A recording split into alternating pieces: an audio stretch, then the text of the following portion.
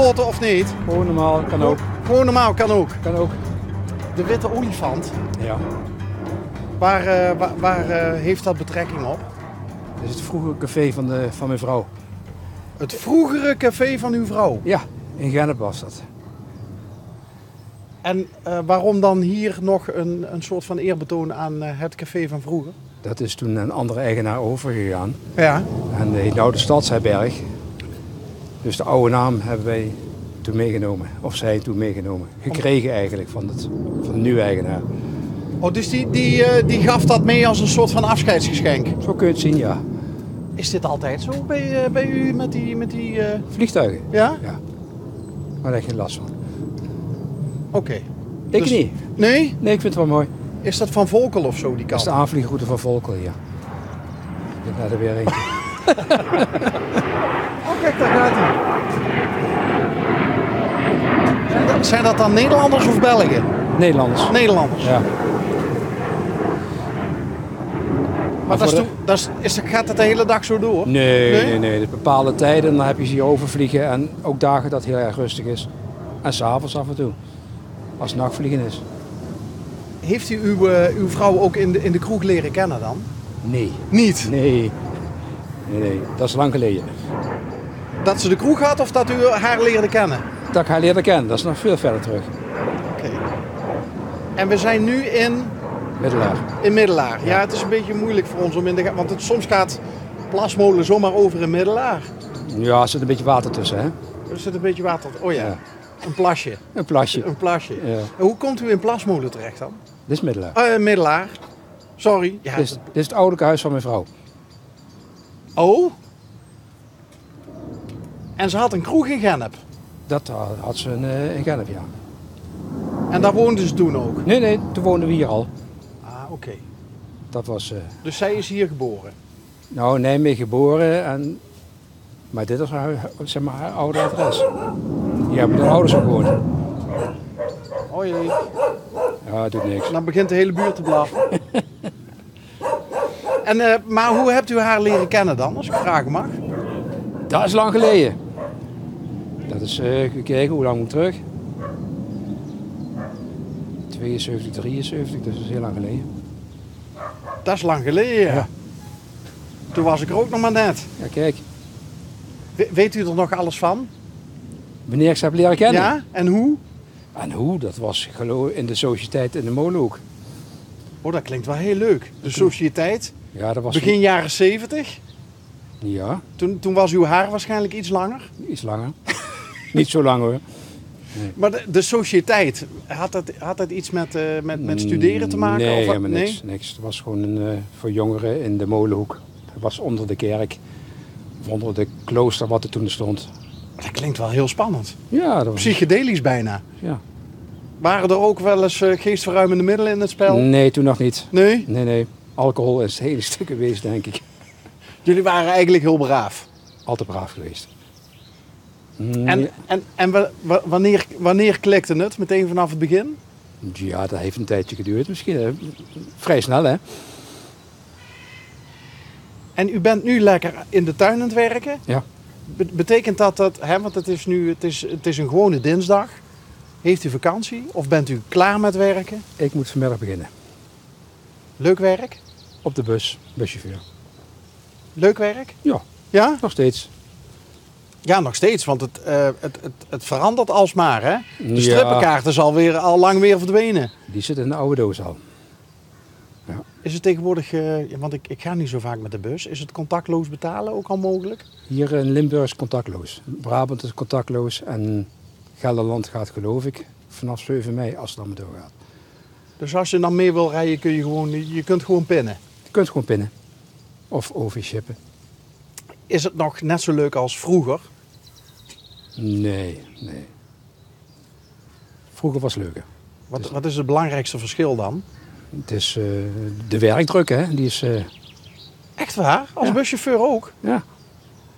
Maar het is toch gewoon in een bepaalde tijd moet je toch bij een halte zijn? Dat was vroeger toch niet anders, of wel? Nee, maar het verkeer is drukker geworden. Mensen zijn drukker geworden. En ja, alles is veranderd. De tijden zijn veranderd. Rijtijden zijn veranderd. waren de rijtijden vroeger dan anders? Had je bijvoorbeeld... Ja. Ja? Ja, er was veel meer tijd in. Dat sowieso. U begint vanmiddag om hoe laat? 2 uur. Tot? 11:15. Dat is toch best een... Dat is behoorlijk. En hoe zit dat dan met de rijtijdenwet en zo? Moet je dan ook na een bepaalde periode verplicht rust hebben? Of ergens een half uurtje blijven staan? Of hoe gaat dat als buschauffeur?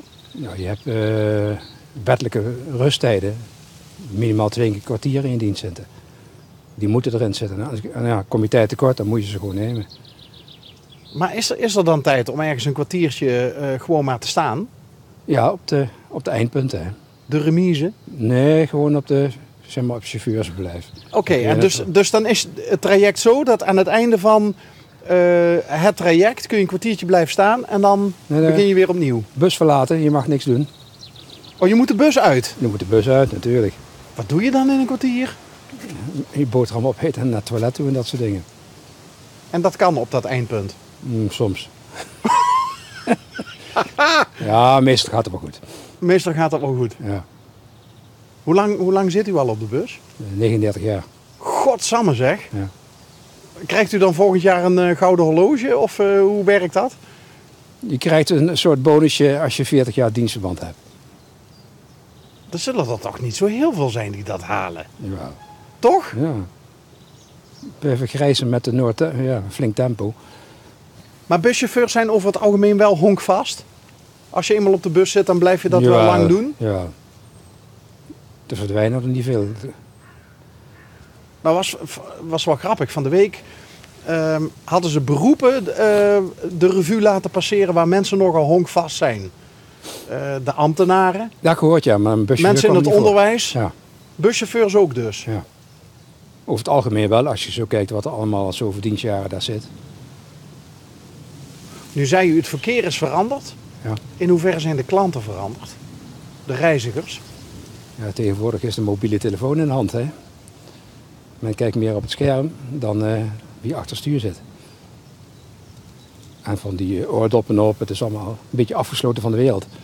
Dus het praatje wat er vroeger misschien was... Jawel, dat gebeurt nog wel, maar niet zoals het meer vroeger was. Maar dat zijn dan misschien vooral de oudere reizigers? Ja, de jonge reizigers, dat is allemaal snel erin, snel eruit. En agressie, niet alleen in het verkeer, maar in de bus? Dat valt hier maar mee. Ja? Ja, dan moet je toch meer naar het westen van het land toe. Dat valt hier nog, zeker vergeleken met het westen wel mee. Maar lijn 83, dat is uw traject? Daar begin ik en eindig ik altijd mee. En de rest is Nijmegen en die kant erop.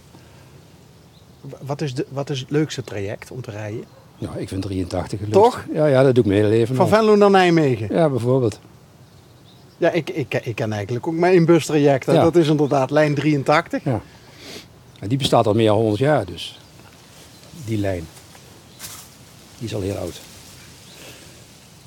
En als je bussen ziet rijden, dan zijn ze vaak leeg. Nee, ze zijn goed bezet. Hier is Toch? Goed, ja, dat is goed bezet. Sommige ritten niet, maar over het algemeen. Wat vindt u van de prijzen van het Nederlandse openbaar vervoer? Dus, ja, dat scheelt ook een beetje per traject, maar het is vrij aan de prijs. Waar ligt dat nou aan? Ja, de economie denk ik, de kosten. Tegenwoordig kost alles niet gelijk 100, maar gelijk 1 miljoen. En die kosten moeten toch ergens terugverdiend worden. Is uw vrouw thuis trouwens? Ja. Ja? Wat denkt u, zou ze er even bij willen komen of Zou ik even moeten vragen. zou ze ons al gezien hebben? Ik zal eens bellen. Dat is ook wat, hè? Moet je in je eigen huis moet je gaan aanbellen. Ja, de sleutels liggen achter. Waarom heette het café eigenlijk de Witte Olifant? Dat kan zij beter vertellen. Oké, dus daar zit wel een verhaal achter. Ja.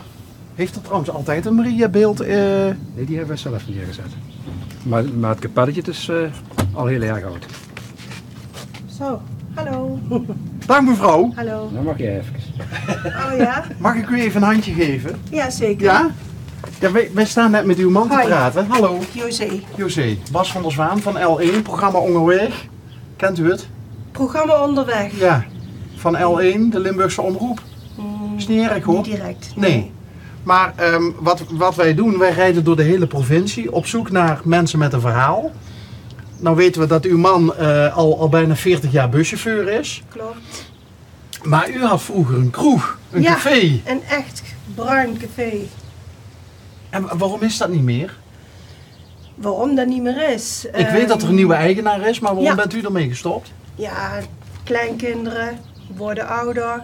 Mijn compagnon werd ziek, met wie ik dat samen deed.